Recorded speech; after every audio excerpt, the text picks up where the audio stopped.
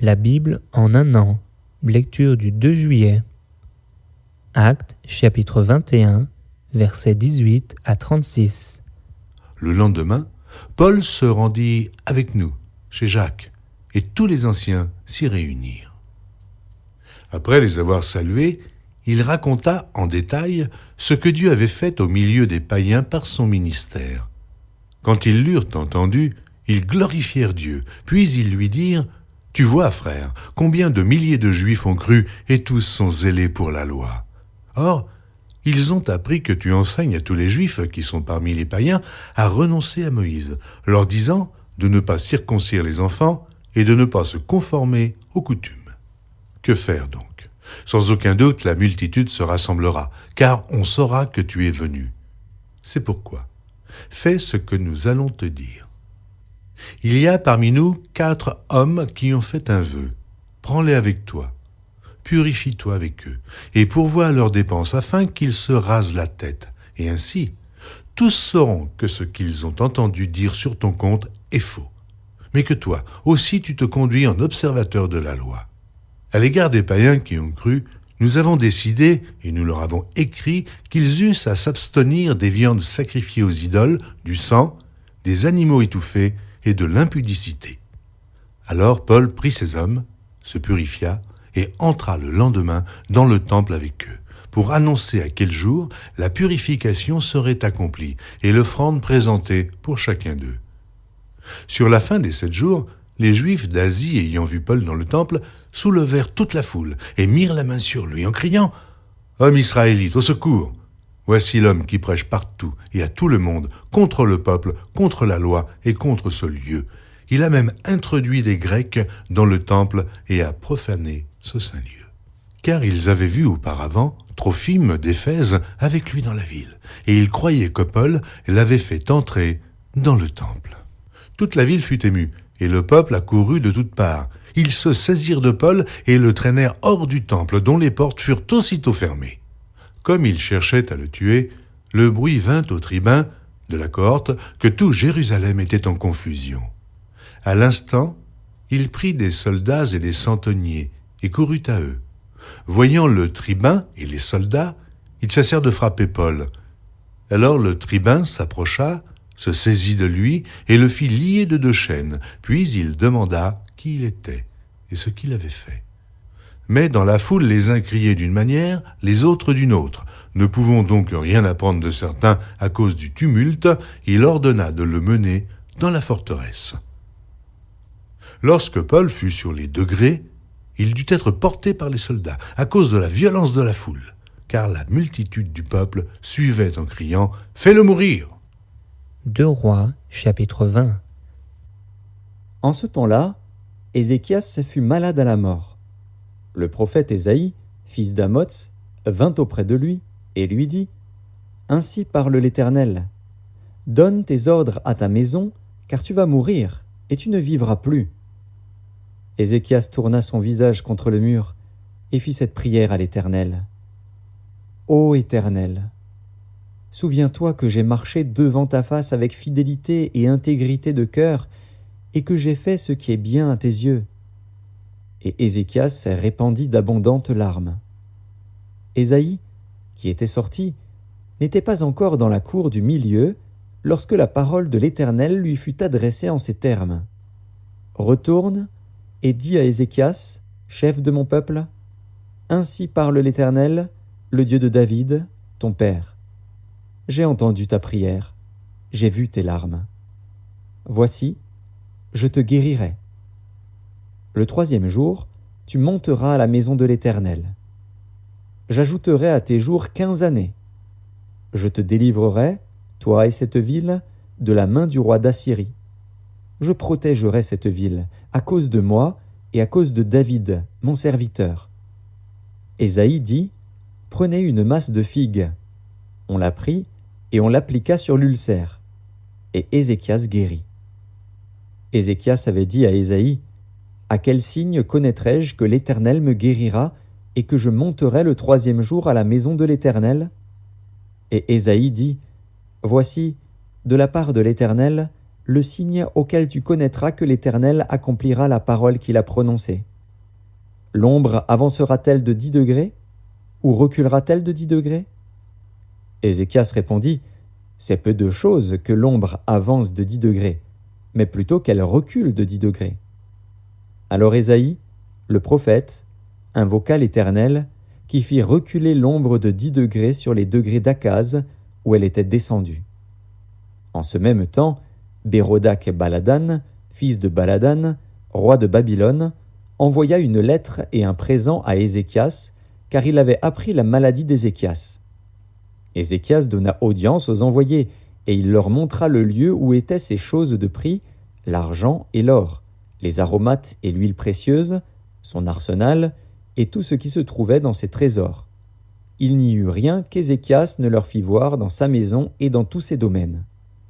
Ésaïe, le prophète, vint ensuite auprès du roi Ézéchias et lui dit : « Qu'ont dit ces gens-là, et d'où sont-ils venus vers toi ?» Ézéchias répondit : « Ils sont venus d'un pays éloigné, de Babylone. » Ésaïe dit encore : « Qu'ont-ils vu dans ta maison ?» Ézéchias répondit : « Ils ont vu tout ce qui est dans ma maison. Il n'y a rien dans mes trésors que je ne leur ai fait voir. » Alors Ésaïe dit à Ézéchias : « Écoute la parole de l'Éternel.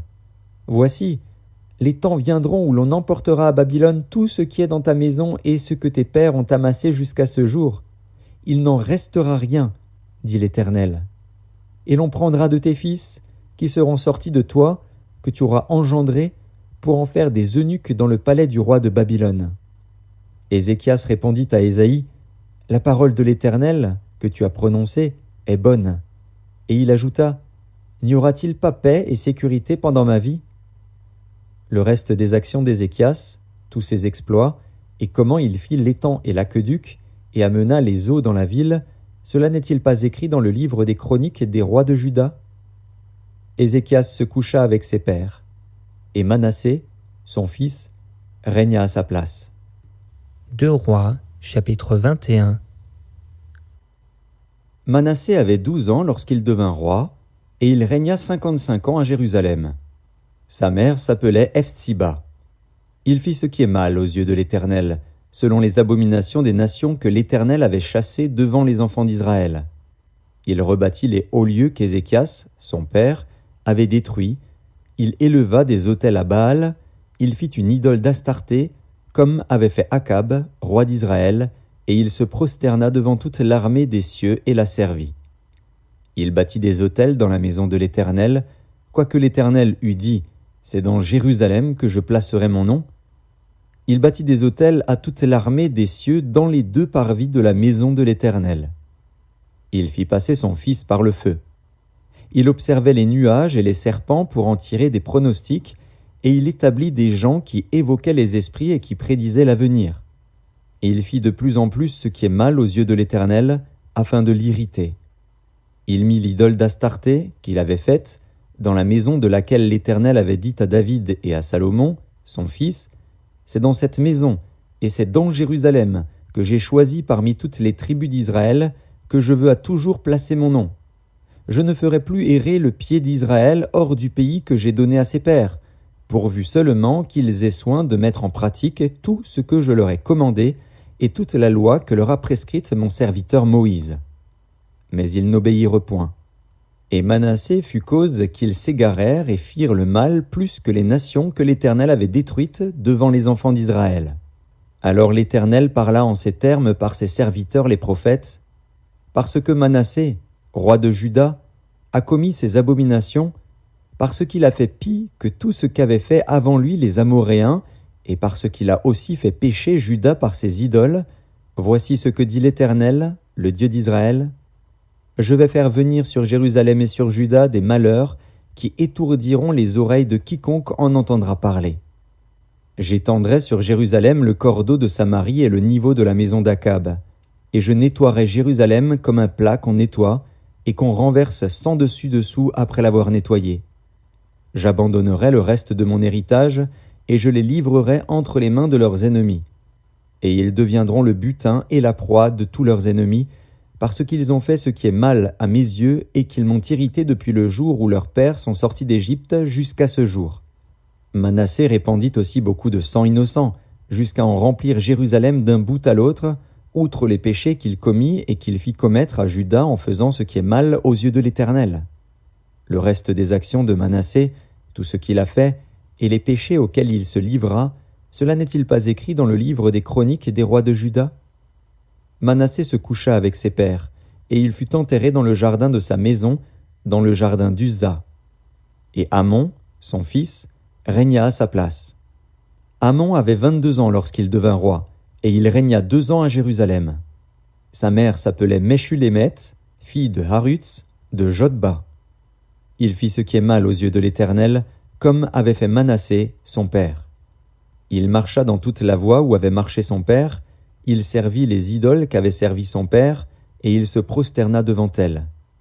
Il abandonna l'Éternel, le Dieu de ses pères, et il ne marcha point dans la voie de l'Éternel. Les serviteurs d'Amon conspirèrent contre lui et firent mourir le roi dans sa maison. Mais le peuple du pays frappa tous ceux qui avaient conspiré contre le roi Amon, et le peuple du pays établit roi Josias, son fils, à sa place. Le reste des actions d'Amon, et ce qu'il a fait, cela n'est-il pas écrit dans le livre des chroniques des rois de Juda? On l'enterra dans son sépulcre, dans le jardin d'Uza. Et Josias, son fils, régna à sa place.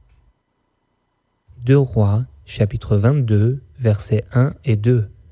Josias avait 8 ans lorsqu'il devint roi, et il régna 31 ans à Jérusalem. Sa mère s'appelait Jedida, fille d'Adaja, de Botskat. Il fit ce qui est droit aux yeux de l'Éternel, et il marcha dans toute la voie de David, son père. Il ne s'en détourna ni à droite ni à gauche. Psaume, chapitre 150. Louez l'Éternel. Louez Dieu dans son sanctuaire. Louez-le dans l'étendue où éclate sa puissance. Louez-le pour ses hauts faits. Louez-le selon l'immensité de sa grandeur. Louez-le au son de la trompette. Louez-le avec le luth et la harpe. Louez-le avec le tambourin et avec des danses. Louez-le avec des instruments à cordes et le chalumeau. Louez-le avec les cymbales sonores. Louez-le avec les cymbales retentissantes. Que tout ce qui respire loue l'Éternel. Louez l'Éternel. Proverbes, chapitre 18, versets 9 et 10. Celui qui se relâche dans son travail est frère de celui qui détruit. Le nom de l'Éternel est une tour forte. Le juste s'y réfugie et se trouve en sûreté.